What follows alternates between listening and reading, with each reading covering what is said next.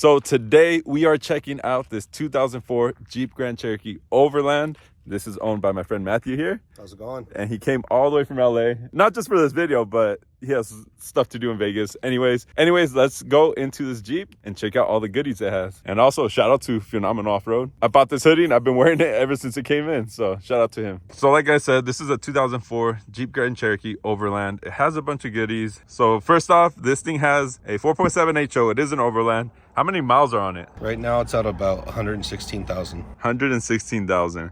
But you told me that you did some work to it. So let's go pop the hood and then you let me know what you did. When I first got it, it had a blown head gasket. So I took it completely apart, stripped the engine down. I sent the heads out, had them completely rebuilt like they were brand new.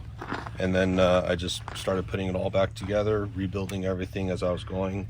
It's got a new Cloyus timing chain kit in it, new oil pump, water pump, coils, everything. Built a brand new engine, so this thing's gonna last a long time, especially if you change the oil and take care of it. A lot of people ask me questions about the reliability of a V8. It's a little bit more finicky than a 4.0, but this is definitely way funner to drive than a 4.0, right? Like the V8 has power, especially for the highway. For everyone asking, you can't go wrong either way. If you get a V8, just make sure you take care of it. What air intake do you have on it? I'm not sure. It's an aftermarket air intake that my brother put on it before I got it. Okay, and Looks like it's a Spectre. It does have the dust cover, so that's good to have for off-roading. And I also see that you do have an aluminum radiator, so that's definitely going to help keep this thing cool. You want to keep the V8 cool. Do not let them overheat. And also on the front end, while we're here, I see you do have the EAG bumper, which is the Amazon bumper. A lot of people hate on them. Then there's also people who like them.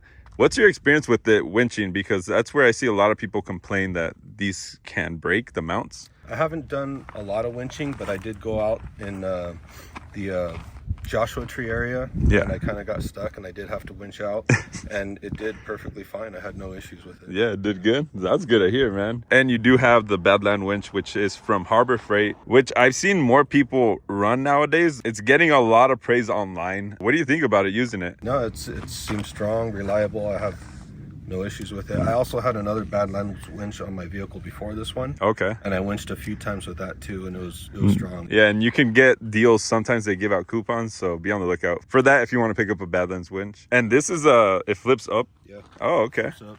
Nice. Yeah, because in California, you need to have a front plate. And for the month of February, we are giving away a set of LED taillights for your Jeep WJ. Go on najaroffroad.com. Every dollar is an entry for the giveaway. We got these new keychains right here with Jeep WJs. This is a red one. This is a white one. It actually has a spare on the back and bumper in the front. This is what they look like on a keychain. And right now, if you put one of these in your cart and you add something else to your order, you'll get $4 off the keychains. So make sure you don't miss out. Anyways, back to the video. And I see you also have the louvers up here. They say WJ. I'm not sure where they're from, but those will definitely help with the cooling of the Jeep. And you do have some pods and a light bar. What brand are those, and do you recommend them? They're Nilights from Amazon, and they're really bright. They actually work? Yeah, they work really good. And what do you use for the mounts? Because I get a lot of questions about the light bar mount up here. This one, I don't know where my brother got it from. My brother got these mounts. I put the lights on. Okay. I'm assuming he got it from Amazon or something. All right, let me open it. Most of this stuff is from Amazon. Most of the stuff. Hey, that's how you start, though. Yeah, these might be universal mounts. It looks like it. And I'm pretty sure, yeah, you can find something like this on Amazon. If I can find them, I'll link them down below. And I see you also have a rack on top. What are they for? I have a rooftop tent. It's Overland Vehicle Systems tent. Okay. And when I go out camping, I put the tent up on there. And they also hold the area lights, so I can have some lighting at night for when I'm camping. Oh, okay, yeah, that makes sense. Especially like in Joshua Tree where it is dark, you definitely want some light. You know, I got these bars really cheap. I didn't want to spend a lot of money on a roof rack that, in my opinion, doesn't look that good and costs like, $700-800. I just took the factory crossbars off. And I got these from Home Depot, super struts, and I just bolt them onto the roof rails. They're super strong. I could stand on these without them having any bow. And if you guys notice right here, these have the channels, and that's what you want for a rooftop tent because they come with the metal plates, right? Yeah. And they just slide right in. Yeah.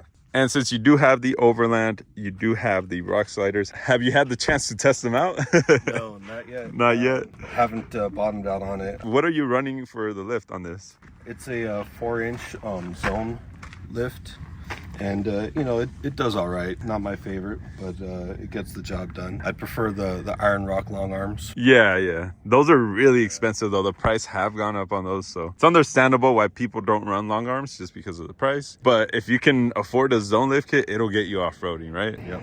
And you also have the drilled and slotted rotors, which will help with cooling. Some people say that off-roading, it can cause issues if dirt gets trapped in the holes and slots, but what's your experience been with those? So far, I haven't had any problems with it. No, it breaks good too.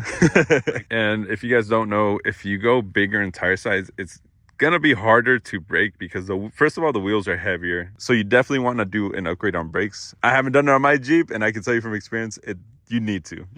And you also put on some Corbeau 4x4 arms, is that right? On the front? In the front, Yeah. And what are you running for the rear? I have adjustable control arms in the rear and an adjustable A-arm in the rear. Okay, yeah, you definitely want to do that so you can push the axle back when you lift the Jeep. The tire is going to be close to the fender. Having the adjustability will definitely help you out to center the axle again. And moving on back here, I see you have a WJ gas tank cover. I see a couple people with those. I think that's off Amazon as well. And the rear bumper, is it also the same brand as the front? Yeah. I cut some holes in the back of the bumper to put some reverse lights, and also for when it's dark out camping. Are those connected to a switch or to the reverse lights? Connected to a switch. Okay, nice. And we'll check out that in a second.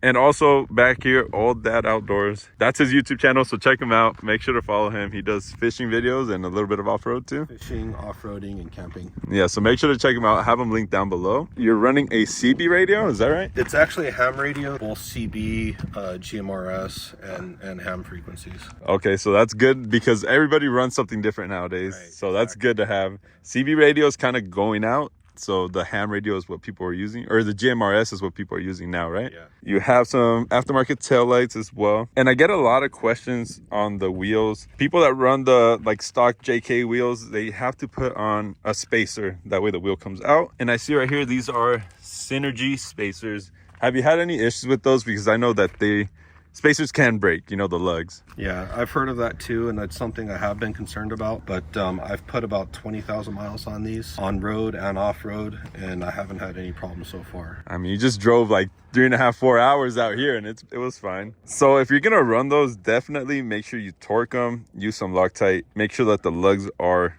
not gonna come off. Those are my suggestions if you do decide to run them. Personally, I wouldn't, just because I had a friend who had a wheel fly off and he had his torque. And I see something peeking through the rear window, so let's go ahead and check that out. Now, I've been seeing a lot of people on Facebook asking about these racks. These are from Amazon. Spiral Design also makes one. His doesn't include the rack that goes across, I believe. But for the price of this, do you think it is worth picking up?